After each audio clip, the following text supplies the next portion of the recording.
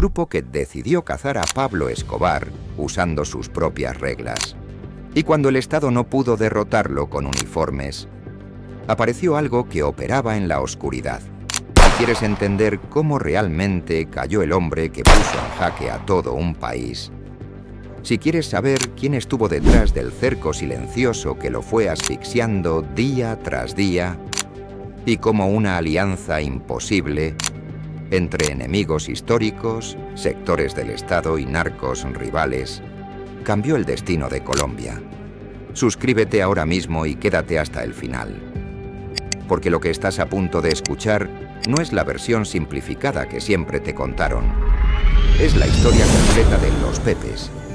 Enero de 1993. El país llevaba años viviendo bajo la sombra del terror.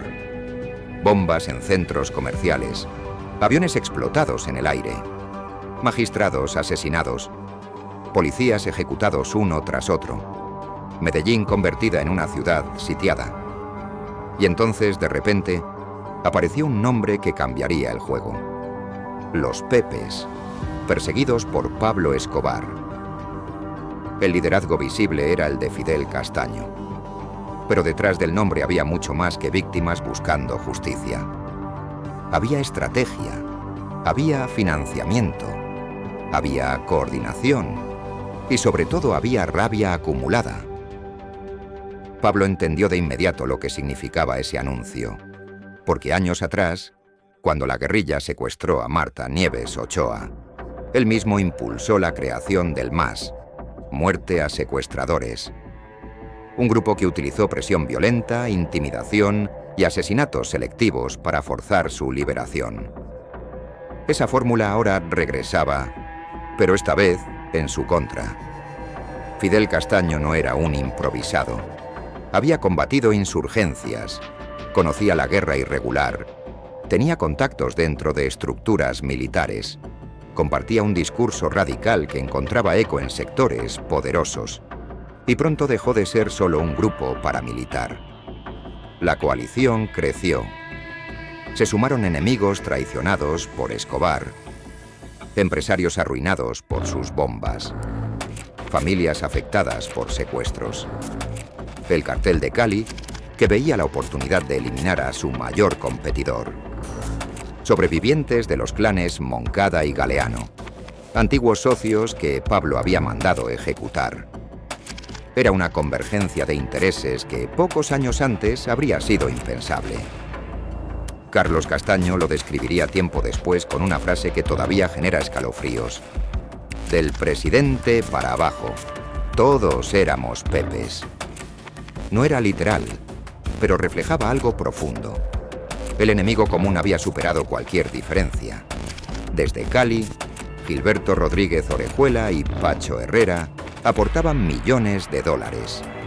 Se habla de cifras cercanas a los 30 millones invertidos en inteligencia, logística y operaciones. Empresarios financiaban discretamente. Algunos sectores políticos preferían no hacer preguntas. Y mientras tanto, en reuniones que parecían imposibles, se compartía información entre actores que oficialmente no podían estar juntos. Agencias estadounidenses interceptaban comunicaciones. El bloque de búsqueda realizaba operativos formales y los Pepes actuaban donde la ley no podía llegar. Era una guerra paralela. Si Escobar detonaba una bomba, los Pepes respondían atacando 3 propiedades. Si Pablo asesinaba a un enemigo, ellos golpeaban a alguien íntimo de su círculo. La lógica era psicológica, romperle la sensación de control. Si Escobar detonaba una bomba, los Pepes respondían atacando 3 propiedades. Si Pablo asesinaba a un enemigo, ellos golpeaban a alguien íntimo de su círculo. La lógica era psicológica, romperle la sensación de control. Discotecas vinculadas a su organización fueron destruidas, haciendas incendiadas, colecciones de autos clásicos reducidas a cenizas, casas de familiares dinamitadas, pero el golpe más devastador no era material, era humano. Abogados cercanos a Pablo fueron asesinados. Administradores financieros desaparecieron. Colaboradores históricos fueron ejecutados en circunstancias brutales. Algunos cuerpos aparecían en carreteras. Otros, jamás, fueron encontrados. Se habla incluso de víctimas arrojadas desde helicópteros en zonas selváticas. El mensaje era inequívoco. Escobar ya no estaba cazando. Estaba siendo cazado. Durante 16 meses, el país vivió en una zona gris moral. Los derechos humanos se discutían en segundo plano. El objetivo era uno solo: acabar con Pablo Escobar. La Fiscalía ofreció beneficios judiciales a decenas de narcotraficantes que aceptaran colaborar. Es decir, luchar contra él. La ciudad estaba agotada. En Medellín, casi 1000 policías habían sido asesinados por órdenes del capo. Periodistas silenciados, jueces intimidados, políticos amenazados.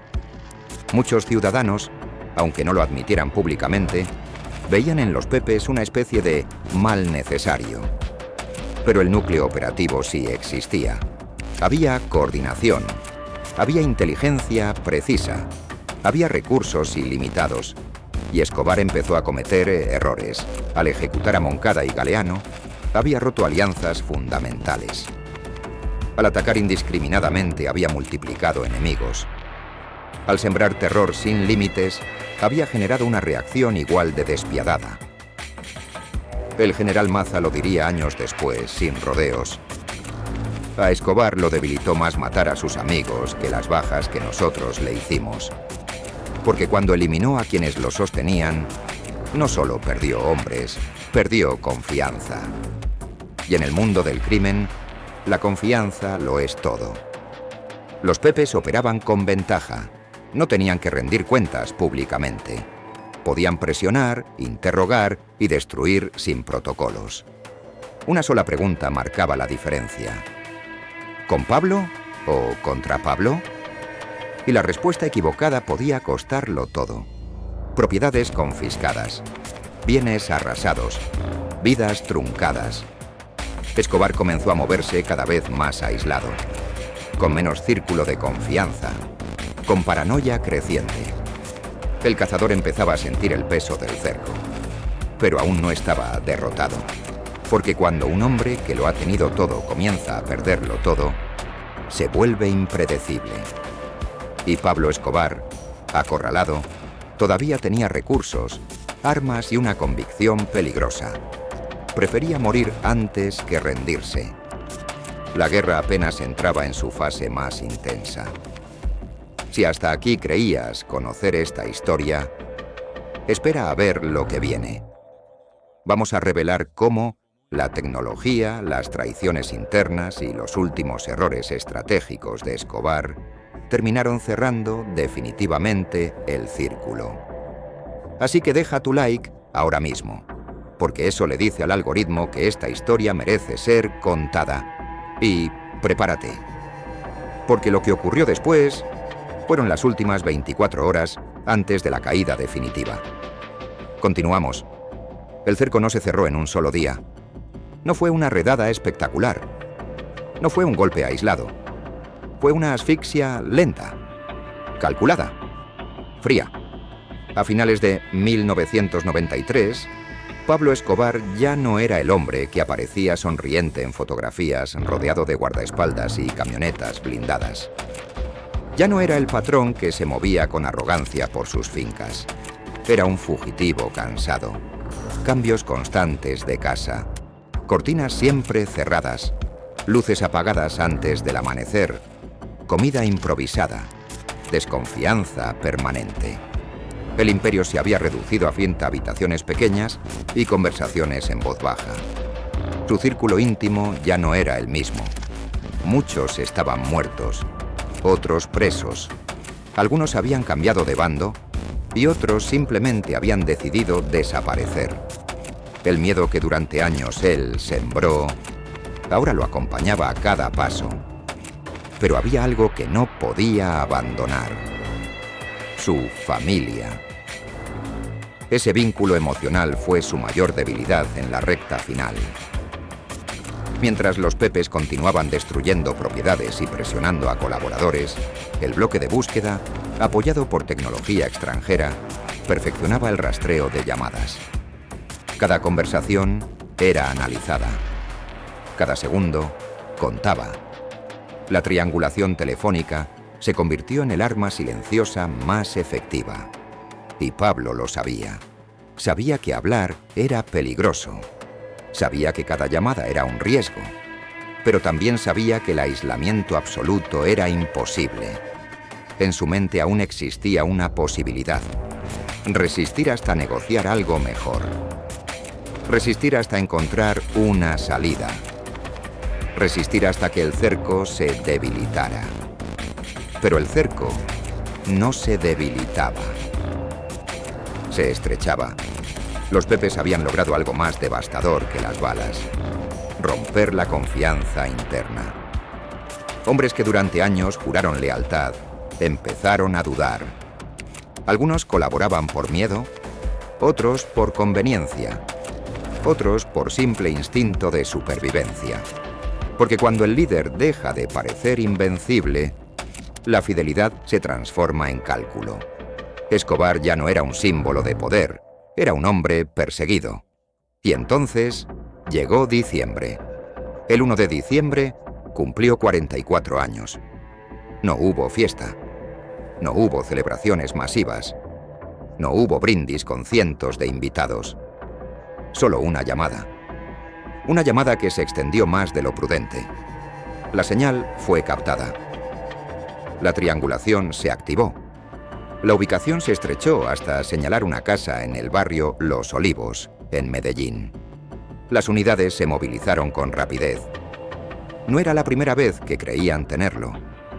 Pero esta vez la información era precisa. La casa fue rodeada. Dentro, Pablo entendió que el margen se había agotado. Intentó escapar por el tejado. Disparó.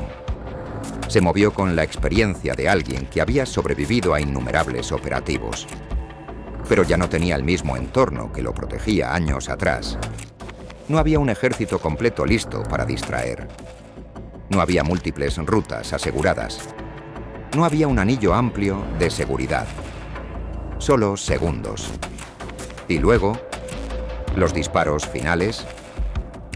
El hombre que había puesto bombas en ciudades enteras, que había ordenado asesinatos selectivos, que había ofrecido recompensas por policías, quedó tendido sobre un techo, sin zapatos, sin lujos, sin escoltas multitudinarios.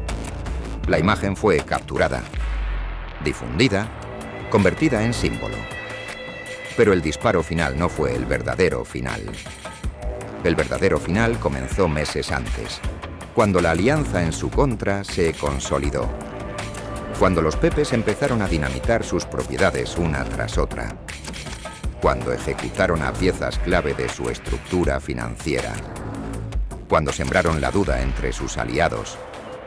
Cuando demostraron que podían golpear incluso a su entorno más cercano. El general Maza lo resumió años después con una frase que revela la dimensión psicológica de la caída. A Escobar lo debilitó más matar a sus amigos que las bajas que nosotros le hicimos. Porque cuando ejecutó a Moncada y Galeano, no solo eliminó socios, activó un efecto dominó. Capos que competían entre sí decidieron cooperar.